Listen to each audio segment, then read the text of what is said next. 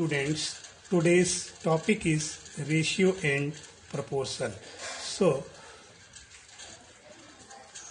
ratio is a comparison of two quantities of same kind. Ratio is a comparison of two quantities of same kind.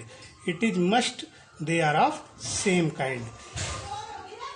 For example, if two students of your class having age of 35 years and 40 years, so there is a ratio between their ages. What if you are taking age of one student and weight of another student?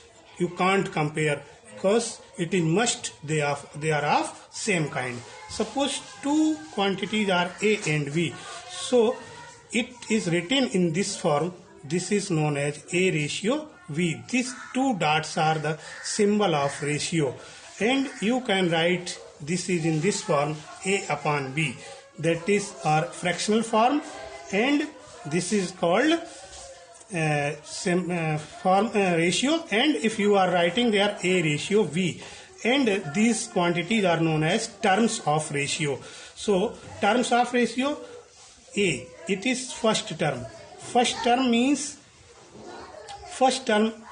known as antecedent, and second term B is known as consequent. So A ratio V is known as first term A, second term B. First term is known as antecedent of the ratio, and second term is known as consequent. Now I am telling you properties of ratio.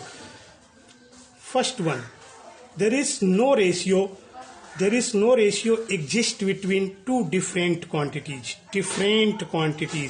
For example, I am taking here age of a person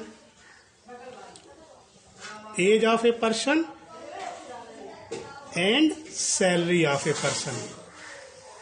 So there is no ratio between age of a person and salary of a person. Now I am telling you second one property, that is order of terms. Order of terms is unique. Order of terms is unique in the ratio. Remember 3:4. Suppose any ratio is 3:4. So it is different from 4:3. Third one here, quantities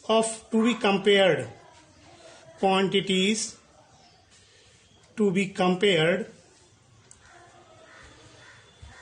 must be of same kind.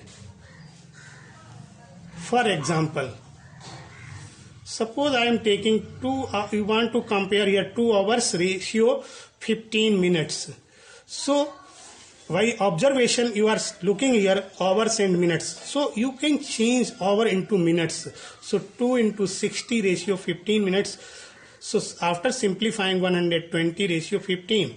So this is the comparison between of the two quantities of same kind. Now they are in minutes. Next one, fourth one, ratios can be expressed in simplest form. I am taking here that example 120 ratio 15. So by writing in a fractional form, you are observing that 15 1 ja and 15 8 ja. Now it is 8 upon 1. So expressed as 8 ratio 1. It means the ratios can be expressed in simplest form.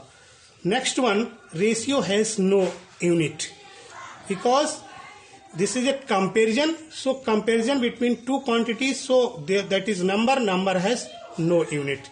Next one, if you are multiplied or divided antecedent and consequent by same non-zero number. Remember, same non-zero number, the ratio remains unchanged. Thanks.